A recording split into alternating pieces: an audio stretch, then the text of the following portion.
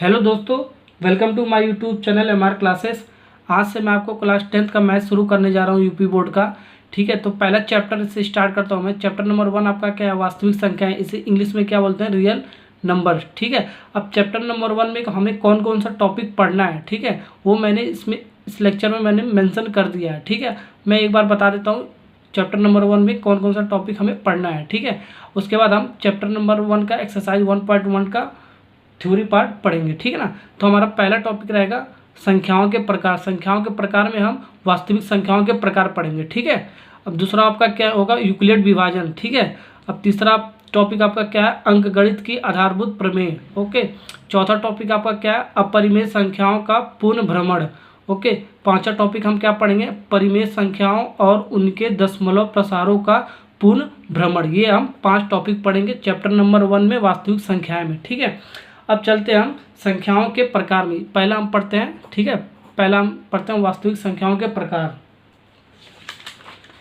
Okay, वास्तविक संख्याओं के प्रकार पढ़ने से पहले हम संख्याओं के बारे में जानते हैं। संख्याओं के प्रकार कितने प्रकार के होते हैं? आपका 2 प्रकार का होता है। ठीक है, पहला क्या होता है आपका? वास्तविक संख्याएं। दूसरा क्या होता है आपका? मिश्र संख्याएं। ठीक है, वास्तविक संख्याएं क्या होता है आपका? -इन्फिनिटी से +इन्फिनिटी तक होता है। ठीक है, अभी मैं आपको बताऊंगा, ठीक है, थ्योरी पार्ट में। तो वास्तविक संख्या क्या होता है आपका? ये आप याद कर लो। ठीक है, 2, 5, 3/2, √2 एक्सेट्रा। ठीक है, ये अभी मैं बताऊंगा ये कौन सा नंबर है। ठीक है, कौन सी संख्याएं हैं। ठीक है ना। अब मिश्र संख्याएं कैसे पहचानते हैं? जिसमें आई का टर्म्स आता है। ठीक है, जो भी आपके नंबर्स के बाद आई आता है, ठीक है, जैसे 3i, 4i, 5i, 1 + 2i, अगर जो आपका आई वाला टर्म्स आता है तो आपका वो क्या बोलते हैं? मिश्र संख्याएं बोलते हैं। ठीक है, ये हमारा आउट ऑफ सिलेबस है, इसे हम नहीं पढ़ेंगे, इसे हम पढ़ेंगे वास्तविक संख्या। ये हमारा सिलेबस के अंदर है। ठीक है, तो वास्तविक संख्याएं के बारे में पढ़ते हैं। ठीक है, वास्तविक संख्याओं के प्रकार के बारे में पढ़ते हैं। सबसे पहले हमारा क्या टॉपिक रहेगा? वास्तविक संख्याओं के प्रकार, टाइप ऑफ रियल नंबर। ठीक है, ओके, तो अभी मैं बताता हूँ वास्तविक संख्याएं किसे कहते हैं। ठीक है, पहले हम पढ़ते हैं इसके प्रकार के बारे में। ठीक है, टाइप ऑफ रियल नंबर। तो पहला आपका क्या है? आपका वास्तविक संख्याओं के प्रकार के पहला आपका प्राकृतिक संख्याएं, यानी कि इसको क्या बोलते हैं? Natural number. ओके, प्राकृतिक संख्याएं क्या किसे बोलते हैं हम? गिनती वाली संख्याएं प्राकृतिक संख्याएं कहलाती है, यानी कि जो हम गिन सकें। ठीक है, उन्हें हम प्राकृतिक संख्याएं बोलते हैं। जैसे 1, 2, 3, 4, 5, 6, 7, 8, 9, 10, जो भी हम संख्या गिन सके उसे हम क्या बोलेंगे? प्राकृतिक संख्याएं। ठीक है, जैसे एग्जाम्पल इसका क्या है? 1, 2, 3, 4 ... जहाँ तक आप गिन सको, ठीक है, वहाँ तक आप ले लेना। ठीक है, ओके, अब इसे हम डिनोट कैसे करते हैं? एन से डिनोट करते हैं। प्राकृतिक संख्याओं को हम एन द्वारा प्रदर्शित करते हैं। ठीक है, एन से हम डिनोट करते हैं। ओके, अब हमारा दूसरा टाइप आपका क्या है? वास्तविक संख्याओं के प्रकार में दूसरा टाइप आपका क्या है? पूर्ण संख्याएं। पूर्ण संख्या क्या है? इसको इंग्लिश में क्या बोलते हैं? Whole number. ओके, अब पूर्ण संख्या किसे बोलते हैं? प्राकृतिक संख्याओं के समूह में यदि शून्य और मिला दिया जाए तो हमें पूर्ण संख्याओं का समूह प्राप्त होता है। ठीक है, इसका क्या मतलब है? अगर जो हमारे जो प्राकृतिक संख्याएं हैं, ठीक है, जो हम गिनते हैं, ठीक है, जो गिना जा सके, वही तो आपका प्राकृतिक संख्याएं होता है। ठीक है, उसमें हम 0 और मिला दें, जैसे 0 और मिला दें। ठीक है, जैसे 1, 2, 3, 4, 5, 6, ये क्या था? आपका प्राकृतिक संख्या था, और उससे पहले 0 और मिला दें। ठीक है, तो हमारा वो समूह क्या बन जाता है? वो हमारा समूह बन जाता है पूर्ण संख्याएं। ठीक है ना। ओके, इसे किसे रिप्रेजेंट करते हैं? W से। ठीक है ना, इसको हम W से परिभाषित करते हैं। ठीक है ना। अब हम स्टार्ट करते हैं वास्तविक संख्याओं के प्रकार नंबर 3 में। ठीक है, तीसरा आपका क्या है? मैं आपको बताता हूँ। पूर्णांक। वास्तविक संख्याओं के प्रकार में आपका तीसरा प्रकार क्या है? आपका पूर्णांक। इसे क्या बोलते हैं इंग्लिश में? इंटीजर। और इसे किससे रिप्रेजेंट करते हैं? Z से। ठीक है ना, ये सब आपको पता होना चाहिए। क्लास 9th में हमने पढ़ रखा होगा। ठीक है, ये सारी चीज़ें मैं आपको रिवाइज करा रहा हूँ एक बार। अब पूर्णांक किसे कहते हैं? पूर्ण संख्याओं के समूह में यदि प्राकृतिक संख्याओं के ऋणात्मक अंक और मिला दिया जाए तो हमें पूर्णांकों का समूह प्राप्त होता है। ठीक है, क्या कह रहा है? पूर्ण संख्याओं के समूह में। पूर्ण संख्याओं के समूह में मतलब 0 से 0, 1, 2, 3, ये तो आपका पूर्ण संख्या होता है। यहाँ से 0 से यहाँ तक आपका पूर्ण संख्या होता है। अभी मैंने आपको बताया। ठीक है, इससे पहले आपको, ठीक है, ऋणात्मक अंक और मिला दिया जाए, तो ऋणात्मक अंक ये है ना, -1, -2, -3, ठीक, ऋणात्मक अंक और मिला दिया जाए तो आपका क्या बन जाता है? वो सारा वो समूह आपका बन जाता है, क्या बन जाता है? पूर्णांक बन जाता है। ठीक है, ये सारा आपका पूर्णांक बन गया। ठीक है, ये आपका क्या हो गया? ये पूर्णांक हो गया। ठीक है ना। तो पूर्णांक किसे कहते हैं? पूर्ण संख्याओं के समूह में, ठीक है, जो आपका पूर्ण संख्या ये है आपका 0 से 1 2 3, 0 1 2 3 आपका पूर्ण संख्या होता है, ठीक है। अब इसके, ठीक है, अब ऋणात्मक अंक और मिला दिया, यानी यदि प्राकृतिक संख्याओं के ऋणात्मक अंक और मिला दिया जाए, ऋणात्मक अंक और मिला दिया, ठीक है, तो हमारा वो क्या बन जाएगा, पूरा टर्म्स आपका क्या बन जाएगा, ये आपका बन जाएगा इंटीजर, यानी कि पूर्णांक बन जाएगा, ठीक है ना। अभी मैं आपको नंबर लाइन्स पे भी बता दूंगा, ठीक है। अब पूर्णांक आपका कितने टाइप का होता है, कितने प्रकार का होता है, 2 प्रकार का होता है। पूर्णांकों के प्रकार में आपका पूर्णांक कितने प्रकार का होता है, 2 प्रकार का होता है। पहला क्या होता है, धनात्मक पूर्णांक, दूसरा आपका क्या होता है, ऋणात्मक पूर्णांक, ठीक है। ऋणात्मक को बोलते हैं निगेटिव इंटीजर और धनात्मक पूर्णांक को बोलते हैं पॉजिटिव इंटीजर। इससे धनात्मक को और क्या बोलते हैं, प्राकृतिक संख्याएं, जो हमने अभी मैंने पढ़ा पहला टाइप का, ठीक है, उसी बोलते हैं प्राकृतिक संख्याएं। धनात्मक पूर्णांक को और क्या बोल सकते हैं हम, प्राकृतिक संख्याएं, ठीक है। तो हम धनात्मक पूर्णांक आपका क्या होता है 1 2 3 4, और इसे क्या बोल सकते हैं, प्राकृतिक संख्या बोल सकते हैं। तो इसका एग्जाम्पल तो यही होगा, जो आपका धनात्मक, जो आपका प्राकृतिक संख्या का एग्जाम्पल है वो आपका धनात्मक पूर्णांक का ही एग्जाम्पल होगा, क्योंकि हम दोनों हमारा एक ही टर्म्स है, ठीक है ना। ओके, जो शून्य से आपका बड़ा होगा, ठीक है, वो आपका क्या होगा, वो आपका ये धनात्मक पूर्णांक होगा, ठीक है ना। और जो शून्य से छोटा होगा वो आपका क्या होगा, ऋणात्मक पूर्णांक होगा, ठीक है। ओके, समझ में आएगा ना आपको। जैसे ऋणात्मक पूर्णांक ये वाला हो गया आपका -1 -2 -3 डॉट डॉट डॉट डॉट, जहाँ तक आपका निगेटिव साइन आएगा वो सब आपका ऋणात्मक पूर्णांक हो जाएगा, जैसे -1 -2 -3, ठीक है ना। अभी नंबर लाइन पे मैं आपको बता दूंगा। ओके, तो आपको समझ में आएगा ना पूर्णांकों के प्रकार का। अब स्टार्ट करते हैं। अब वास्तविक संख्याओं के प्रकार नंबर चौथे पे चलते हैं, परिमेय संख्याएं। ओके, परिमेय संख्याएं क्या होता है आपका, रेशनल नंबर, ठीक है। इसको क्या बोलते हैं, रेशनल नंबर। जो संख्या P/Q के रूप में लिखी जा सके, ठीक है, जहाँ P और Q क्या आपका पूर्णांक। अभी पूर्णांक के बारे में मैंने आपको पढ़ाया है, ठीक है। निगेटिव वैल्यू भी होता है, पॉजिटिव वैल्यू भी होता है, जीरो वैल्यू भी होता है, ठीक है।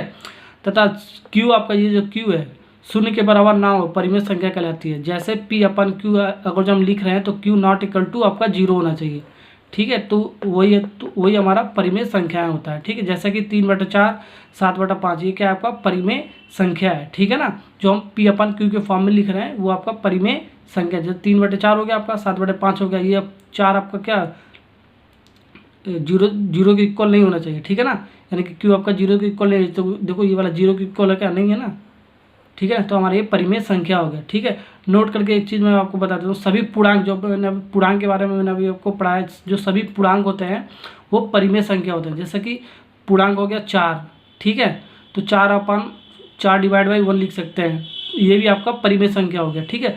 -2 ये भी तो आपका पूर्णांक है, तो -2 डिवाइड बाई 1 ये भी आपका क्या हो गया, परिमेय संख्या हो गया। ओके, अब पढ़ते हैं वास्तविक संख्याओं के प्रकार नंबर 5, ठीक है। अपरिमेय संख्याएं, इसे क्या बोलते हैं, इरेशनल नंबर। ओके, जो संख्याएं P/Q के रूप में ना लिखी जा सके उन्हें हम क्या कहेंगे, अपरिमेय संख्याएं कहलाती हैं, ठीक है।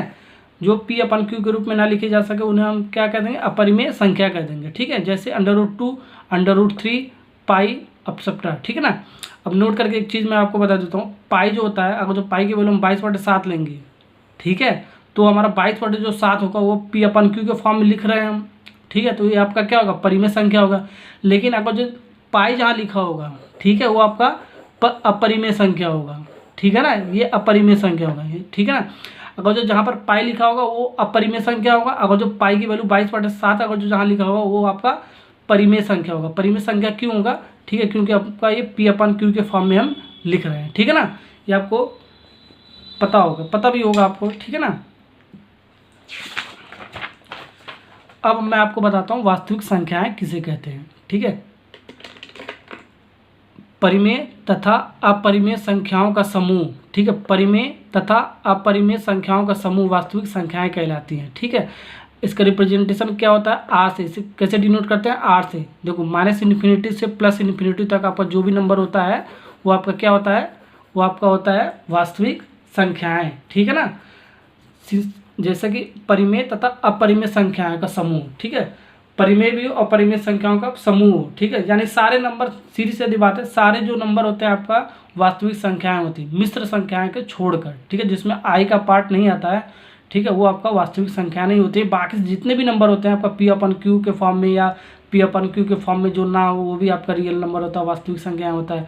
नेगेटिव भी आपका वैल्यू जो होता है वो भी आपका वास्तविक, पॉजिटिव वैल्यू भी आपका वास्तविक संख्या होता है, जीरो भी आपका वास्तविक संख्या के अंदर आता है, यानी सारे नंबर आपका वास्तविक संख्याएं होती हैं, ठीक है ना, ये आप ध्यान रखना, ठीक है। अब नंबर लाइन पे मैं आपको बता देता हूँ, ठीक है, जो अब मैंने आपको पढ़ाया है, ठीक है। ये मान लो एक नंबर लाइन है, ठीक है, ये संख्या है, ठीक है, संख्या की लाइन है, ठीक है। ये आपका बीच में जीरो है, ये देखो पॉजिटिव है, ठीक है, ये आपका निगेटिव है, ठीक है, ये पॉजिटिव है आपका, ये आपका निगेटिव है, ठीक है ना। तो जीरो इधर आपका पॉजिटिव, इधर आपका निगेटिव, यही तो होता है। 1 2 3 से 10 तक आपका पॉजिटिव ले लिया, -1 से -10 तक ये मैंने निगेटिव वैल्यू ले लिया इधर, ठीक है ना। अब जो ये 1 से आपका 1 देखो 1 2 3 4 5 6 7 8 9 10 जो हम गिन रहे हैं, ठीक है, वो आपका क्या हो गया, प्राकृतिक संख्याएं। प्राकृतिक संख्याओं को और क्या बोलते हैं, धनात्मक संख्याएं बोलते हैं, ठीक है। अभी मैंने आपको पढ़ाया है, ठीक है, थ्योरी पार्ट में अभी मैंने आपको पढ़ाया, प्राकृतिक संख्याएं बोलते हैं, ठीक, प्राकृतिक जो हम गिन सकें, ठीक है, जैसे 1 2 3 जो हम गिन सकें वो आपको प्राकृतिक संख्या होती है, यानी कि यहाँ से आपका जो इन्फिनिटी तक जा रहा है प्लस इन्फिनिटी तक, ये आपका क्या हो गया, प्राकृतिक संख्याएं। प्राकृतिक संख्याएं का और दूसरा क्या नाम है इसका, धनात्मक संख्याएं, ठीक है। अब उसे जीरो इंक्लूड कर दिया जाए, जीरो और मिला दिया जाए प्राकृतिक संख्या में, तो आप वो पूरा समूह आपका क्या बन जाता था आपका, अभी मैंने आपको पढ़ाया है, पूर्ण संख्याएं, होल नंबर बन जाता है, ठीक है, जीरो अगर जो इंक्लूड हो जाए, ओके, ठीक है ना। उसके बाद ये हो गया। अब ऋणात्मक संख्याएं क्या क्या होता है, -1 से, ठीक है, जो आपका माइनस जा रहा है, जहाँ तक जा रहा है यहाँ तक आ रहा है, ठीक है, वो आपको होता है ऋणात्मक संख्याएं। -1 -2 -3 डॉट डॉट डॉट डॉट, वो आपको क्या होगा, ऋणात्मक संख्याएं। ये सब अभी मैंने आपको थ्योरी पार्ट में बताया है, ठीक है। अब पूर्णांक क्या होता है, देखो पूर्णांक यहाँ से निगेटिव साइन से प्लस साइन तक, ठीक है, यानी कि बीच में आपका जीरो भी होगा, ठीक है ना, वो आपका क्या हो गया, पूर्णांक हो गया, ठीक है। पूर्णांक आपका क्या हो गया, जीरो भी हो गया, 1 भी हो गया, 2 भी हो गया, 3 भी होगा, 4 भी हो गया, फिर -1 भी होगा, -2 भी होगा, -3 भी होगा, -4 भी होगा, यानी कि पूर्णांक क्या हो गया आपका। अभी मैंने एग्जांपल देकर बताया भी है इसको, -2 -3 -2 -1, ठीक है, 0 1 2 3, ये सब आपका क्या हो गया, पूर्णांक हो गया, dot dot dot dot dot करके, ये भी डॉट डॉट डॉट, ये आपका क्या होगा, पूर्णांक हो गया आपका, ठीक है ना। ये समझ में आ गया ना आपको। अब वास्तविक संख्याएं क्या होता है आपका, ये पूरा जो भी आपका नंबर जो संख्या लाइन पे मैंने डिनोट किया है, ठीक है, वो सारा आपका क्या होता है, रियल नंबर, वास्तविक संख्या, सारा नंबर आपका वास्तविक संख्याएं होता है, ठीक है ना। अब ये वास्तविक संख्याओं के प्रकार आपका कंप्लीट हो गया, ठीक है। अब मैं पढ़ाऊँगा आपको यूक्लिड विभाजन, ओके। अब मैं स्टार्ट करूँगा आपको वास्तविक संख्याओं में टॉपिक नंबर 1, यूक्लिड विभाजन प्रेमिका, ठीक है, यूक्लिड डिवीजन लेमा इंग्लिश में बोलते हैं इसे, ठीक है। स्टेटमेंट आप देख लो, ठीक है, स्टेटमेंट आपको लिखना पड़ेगा तो एग्जाम में आएगा। तो दो धनात्मक पूर्णांकों, ठीक है, ये किस पर बेस्ड है यूक्लिड विभाजन आपका, दो धनात्मक पूर्णांकों। आप तो धनात्मक पूर्णांकों के बारे में मैंने आपको बताया अभी, ठीक है। धनात्मक पूर्णांक क्या होता है आपका, प्राकृतिक संख्याएं भी इसे बोलते हैं, ठीक है, 1 2 3 जो गिना जा सके, ठीक है। तो दो धनात्मक पूर्णांकों ए और बी दिए रहने पर ऐसी अद्वितीय पूर्ण संख्याएं क्यू और आर विद्वान है कि इसको मैथमेटिकल रिप्रेजेंटेशन कैसे इसको लिख सकते हैं हम, A = BQ + R की जो वैल्यू होगा जीरो के बराबर होगा, जीरो से बड़ा होगा, ठीक है, और बी का वैल्यू जो होगा आर से आपका छोटा होगा, ठीक है ना। ये इसका मतलब है आर का, ओके। आर का ये आपका आर क्या है, शेषफल होता है, ठीक है। मैं अभी बताता हूँ, देखो इसको कैसे लिख सकते हैं, भाज्य = भाजक गुणे भागफल प्लस शेषफल, ओके। ए आपका क्या है, भाज्य है, बी आपका क्या है, भाजक है, क्यू क्या आपका भागफल है, आर क्या आपका शेषफल है, ओके। अभी मैं एग्जांपल देखो इसको बताऊंगा, ठीक है। और लेमा का मतलब मैंने बता दिया, तो ये सिद्ध किया हुआ कथन होता है और इसे अन्य कथन को सिद्ध करने में प्रयोग में करते हैं, ठीक है। लेमा का मतलब यही होता है आपका, ठीक है ना। अब हम स्टार्ट करते हैं यूक्लिड विभाजन एल्गोरिथम, ठीक है। यही है आपका ये आपका लेमा है, वो आपका क्या है, एल्गोरिथम है, ठीक है। बस दोनों का कथन एक ही है आपका, ठीक है ना। देखो यूक्लिड विभाजन एल्गोरिथम का क्या मतलब होता है आपका, ठीक है, स्टेप बाय स्टेप आपको सॉल्व करना है जब तक आपका शेषफल 0 ना आ जाए, ओके। एग्जाम्पल सभी आपको मैं समझाऊंगा, ठीक है ना। अब देखो इसका स्टेटमेंट क्या है, दो धनात्मक पूर्णांकों का महत्तम समापवर्तक निकालने की विधि को हम क्या कहते हैं, यूक्लिड विभाजन एल्गोरिथम, ओके। इससे हम क्या निकालेंगे, HCF निकालेंगे, महत्तम समापवर्तक निकालेंगे, ठीक है ना। यूक्लिड विभाजन एल्गोरिथम से हम क्या निकालेंगे, एचसीएफ, महत्तम समापवर्ग निकालने की विधि को हम क्या कहते हैं, यूक्लिड विभाजन एल्गोरिथम। ओके, अब देखो महत्तम समापन निकालने की विधि, ठीक है, दो विधि है आपका। पहला क्या है आपका गुणनखंड विधि, ठीक है, दूसरा आपका क्या है भागफल विधि, भाग विधि, ठीक है ना। इससे दूसरा नाम क्या है, यूक्लिड विभाजन एल्गोरिथम। ओके, इसी को बोलते हैं हम यूक्लिड विभाजन एल्गोरिथम, भाग विधि को बोलते हैं हम यूक्लिड विभाजन एल्गोरिथम। ओके, ठीक है ना। तो ये आपका सिलेबस में है, ठीक है, ये आपको पढ़ना है, ठीक है, भाग विधि से। ये आपको नहीं पढ़ना है, लेकिन मैं आपको बता देता हूँ ऐसे निकाला जाता है, ठीक है, गुणनखंड विधि से। ओके, तो दो मान लो आपका मसा, इसको मसा भी बोलते हैं, ठीक है, महत्तम समापवर्तक को मसा भी बोलते हैं, एचसीएफ भी बोलते हैं। ओके, तो एचसीएफ आपका 15 और 30 का एचसीएफ निकालना है, ठीक है। तो पहले हम गुणनखंड विधि से निकालेंगे, उसके बाद भाग विधि से निकालेंगे। भाग विधि को हम क्या बोलते हैं, यूक्लिड विभाजन एल्गोरिथम बोलते हैं, ठीक है। एल्गोरिथम का क्या मतलब है, जब तक आपका शेषफल 0 नहीं आएगा तब तक हम भाग करते रहेंगे, यही मतलब होता है आपका एल्गोरिथम का। ओके, तो आपका एचसीएफ आपको निकालना है, ठीक है, 15 और 30 का। तो 15 का आप फैक्टर करो, गुणन, ठीक है, फैक्टर करोगे क्या है 3 × 5, 3 × 5 = 15। देखो 15 का फैक्टर करो, ऐसे ऐसे तो करते थे आप, 3 5 3 × 5 = 15, ठीक है, यानी 3 × 5।